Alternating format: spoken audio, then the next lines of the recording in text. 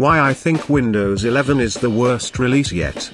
Windows 11 locks you down into Microsoft's ecosystem, using TPM modules, and forcing users to sign into Microsoft accounts, even on the professional version.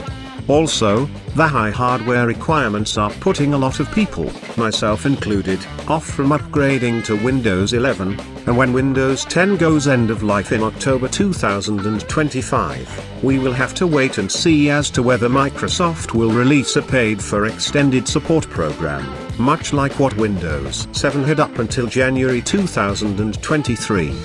Windows 11 is so slow on the uptake it's not funny. Even Windows 10 became popular more quickly, and Windows 11 does not support the 32-bit architecture, making some old computers completely obsolete by 2025.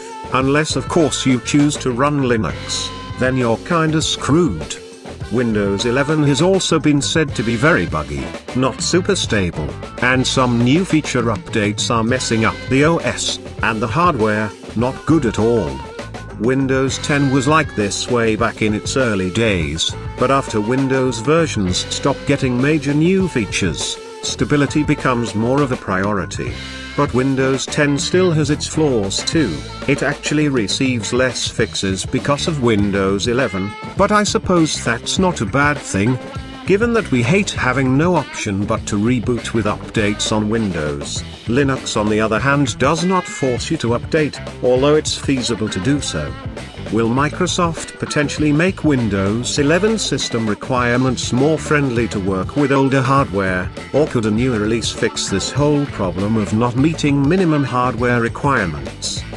Who knows? Rumor has it that Windows 12 is going to come out in October of next year, just before Windows 10 goes end of life a year later, and this could potentially get people to upgrade, but if you have to buy new hardware, I don't see Windows 12 and newer being any more popular than Windows 11, but only time will tell. Let's not assume the worst. Other things I don't like about Windows 11 are having limited taskbar settings, no ability to move it to the left, top, or right side of the screen, and the new context menus are also somewhat confusing. I much prefer the way Windows 10 does things compared to Windows 11, and yes, the new user interface does look nice, but something that's way more important on any PC is the functionality of the hardware and operating system, and if one is not so good, the other cannot function properly, and Windows 10 is actually still the go-to system for gamers. It seems like Windows 11 is hated by a lot of people, and some people do like it of course, and I do give Microsoft some credit for adding features such as tabbed notes in Notepad, and a tabbed File Explorer, but Windows 11 appears to now have ads in its File Explorer, which is concerning to say the least. Seems like Microsoft want total control of your PC, and if you say no, well, there's the door to Linux, Mr. Windows buyer. That's just a silly thing I made up. But back to our main topic, Windows 11 also sucks as you have to edit the registry settings, which is always a risk as to corrupting your system. However, if you know what you're doing, you won't mess things up. Also, Windows 11 makes it impossible to use other browsers by default, and it also makes using free and open source software more difficult, as Microsoft really want you to use the Windows Store. I say screw that, because I'm someone who has always loved to install traditional desktop applications, from trustworthy sites of course, and the thing is, I don't want to use the Microsoft Store just to get some software like VLC Media Player. You can just as easily install it using the installer or MSI package, and if Windows 11 or newer stops us from doing that, I think this would become a major issue for many of us, myself included.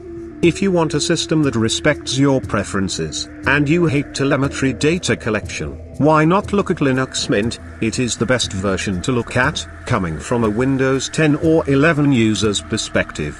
It works straight out of the box. It works on just about any PC, even something as old as 15 years old, 2008 or older. It has a lot of software and hardware support. Mint does not need to be installed to the physical hard disk or SSD. you can simply use it as a live system without making changes to your existing operating system. If you want to install Linux alongside Windows, you need to be really careful as to not put it on the same hard disk as Windows, or else Windows updates can corrupt Grub bootloader, and Linux can also mess up things sometimes, resulting in an inoperable PC. The only way to fix that is to reinstall Windows or Linux, which is an absolute nightmare to go through, especially if that's your only PC or laptop. So the best solution is to use Linux on a separate hard drive, and only have it plugged in when using Linux. This way, your chances of corruption are next to nothing, but some modern PCs don't play nicely with frequent changing of hard disks, so you still need to be careful. However, in my experience, doing this does not affect the computer's ability to function as it should, so if you're keen on using Linux, definitely look around online and see what solution would work best for you. Otherwise, just stick with whatever OS you're using. Personally, I think I'll give Windows 11 a complete pass on this one. It's disappointing to see Microsoft making matters even worse than what they were back in 2015 with Windows 10, and even before 10, 8.1 and 8 were a huge flop. Vista was a mess, that was definitely improved after its release, but it was not like XP in the sense that many people used it. Vista was hated, so was Windows Millennium Edition, ME, but ME was a little shit in some regards, mainly ones related to hardware and driver issues, so it too belongs in the sucky versions of Windows category. The good versions are XP. 7, 8.1 is good in terms of stability, Windows 10 is way more usable, and 11, well, it's not known as to whether or not it's going to be a success, or a total flop, but from what I have seen, and what reports on Windows market share show, it's definitely ahead of Vista, but it will not get to the point of being on over 70% of machines like Windows 10, and that number ain't going down anytime soon. So Windows 10 is still going to be the norm for a while yet, before users can finally go to a newer version.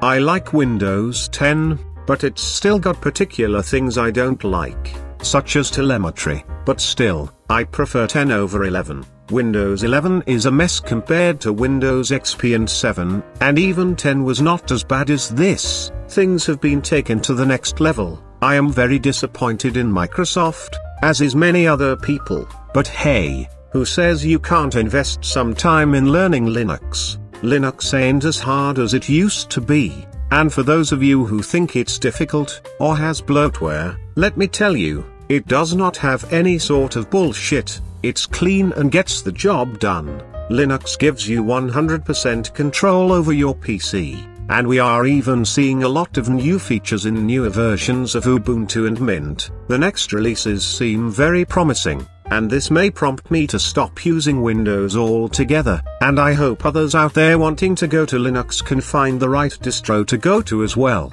Just remember, look on community forums if you're not sure on how to troubleshoot something. It is more difficult in Linux, but it can be done with some help from other Linux users. This being said, I don't see a whole wave of new Linux users coming in after Windows 10 goes end of life. Most people will have to bite the bullet and buy a newer PC, unless Microsoft decided to do us a favor and extend Windows 10's end of support by at least a year or two, maybe even longer, but they have not said anything regarding Windows 10's end of life for a while now, so we really don't know what direction things will be heading just a few years from now.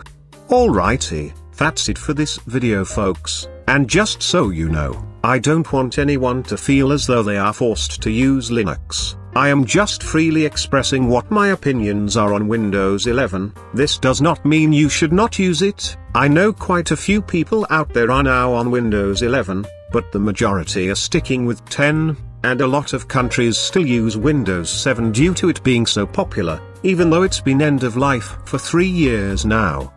Do remember to like, share, and subscribe, and do enable notifications, so you don't miss out on any future videos.